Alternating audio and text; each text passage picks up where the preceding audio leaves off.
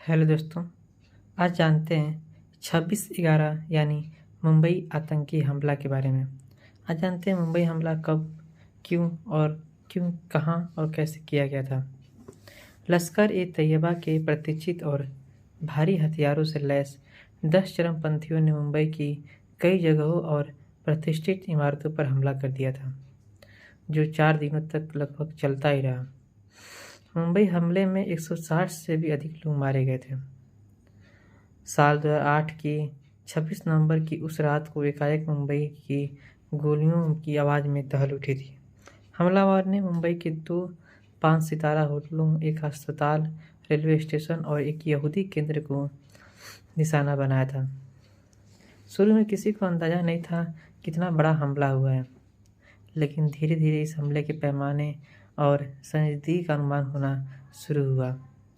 26 नवंबर की रात में ही आतंकवाद निरोधक दस्ते के प्रमुख हेमंत करकरे समेत मुंबई पुलिस के कई आला अधिकारियां भी इस हमले में अपनी जान गंवा बैठे। लियोपोल्ड कैफे और छत्रपति शिवाजी टर्मिनस से शुरू हुआ मौत का यह तांडव ताजमहल होटल से भी जाकर खत्म हुआ, लेकिन इस बीच सुरक्षाकर्मियों को 60 से भी ज़्यादा घंटे लग गए। 160 से ज़्यादा लोगों को अपनी जान गंवाई थी। आप बताते हैं उस रात क्या क्या हुआ था। सबसे पहले हमला हुआ था लियोपोल्ड कैफे में। मुंबई पुलिस और जांच अधिकारियों को माने तो हमलावर दो गुटों में बटे हुए थे।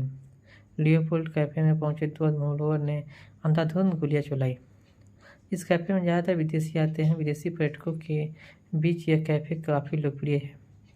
इससे पहले ही वहां मौजूद लोग कुछ समझ पाते, हमलावरों ने जमकर गोलियां चलाई और वहां से निकलते बने। आधिकारिक आंकड़े के मुताबिक लियोपोल्ड कैफे में गोलीबारी में करीब 10 लोग मारे गए थे। उसके बाद हुआ था हमला छत्रपति शिवाजी टर्मिनस पे।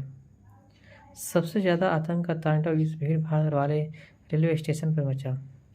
देश के व्यस्तम रेलवे स्टेशनों में से एक है मुंबई का छत्रपति शिवाजी महाराज टर्मिनस। यहाँ बड़ी संख्या में रेल यात्री मौजूद थे। हमलावरों ने यहाँ अंधाधुंध गोलियां चलाई। जांच अधिकारियों की माने तो यहाँ हुई गोलीबारियों में मजमल आमिर कसाब और इस्माइल खान शामिल थे।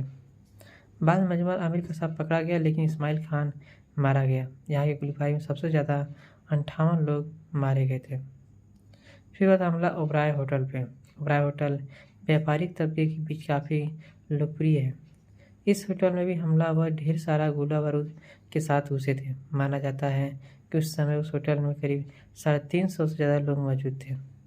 यहाँ हमलावरों ने कई लोगों को बंधक भी बना लिया। राष्ट्रीय सुरक्षा गार्ड के जवानों ने यहाँ दोनों हमलावरों को मार गिरा दिया था।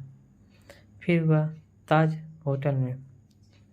ताज होटल के गुंबद में लगी आग आज भी लोगों के मन मस्तिष्क पर छाई होगी। गोलीबारी और धमाकों के बीच मुंबई की आन बान शान ताज होटल की आग लोग शायद ही भूल पाए होंगे। ये इमारत 105 साल पुरानी है। गेटवे ऑफ इंडिया के पास स्थित ताज होटल विदेशी पर्यटकों में काफ़ी लोकप्रिय है। यहाँ से समुद्र का नज़ारा भी दिखाई देता है। होटल पर जब हमला हुआ तो वहाँ रात के खाने का समय था और बहुत सारे लोग वहाँ इकट्ठा थे, ताकि तभी अचानक अंधाधुंध गोलियाँ चलने लगी। सरकारी आंकड़ों के माने तो ताज होटल में करीब 31 लोग मारे गए और 4 हमलावरों को सुरक्षा कर्मियों ने मार गिराया था। कामा हॉस्पिटल।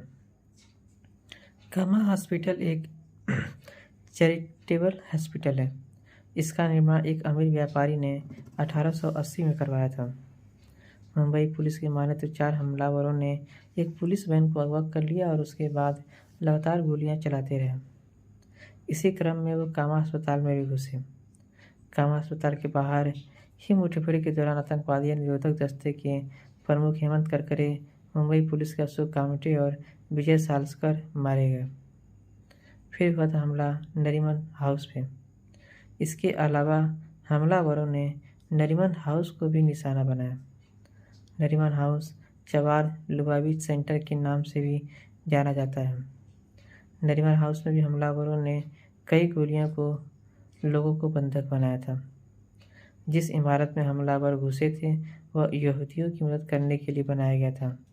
एक सेंटर था जहां यहूदी पर्यटक भी अक्सर ठहरते थे। इन सेंटर में यहूदी धर्म ग्रंथों की बड़ी लाइब्रेरी और उपासना गृह भी है। यहाँ एनएसजी कमांडो को कार्रवाई करने के लिए हेलीकॉप्टर से बगल वाली इमारत में उतारना पड़ा। कार्रवाई हुई और हमलावर भी मारे गए, लेकिन किसी को भी बंधक बचाया नहीं जा सका। यहाँ 7 लोग और 2 हमलावर मारे गए। चबाड़ हाउस पर हमले इसका संचालन करने वाले गेवरील और उनकी पत्नी रिविका भी मारे गए थे। उनका 2 साल का बेटा मूसू बच गया था। यहाँ हुए हमले में 6 यहूदी मारे गए थे। फिर कसाब को मुंबई के सवालकर रास्ते में पकड़ लिया गया था और उसे फांसी की सजा देनी गई थी। लियोपोल्ड कैफे और छत्रपति शिवाजी टर्मिनस से ही यह मौत का गाना शुरू हुआ था और कसाब को पकड़ने से लेकर के ख़त्म हुआ था। 26/11 के ताज होटल पे बहुत देर तक वहाँ पे गोलीबारी चलाती रहेगी। करीब रात के 2 या 3 बजे के बाद ही 2 या 3 से बंधकों को बचाया गया था। एनएसजी कमांडो के आने के बाद ही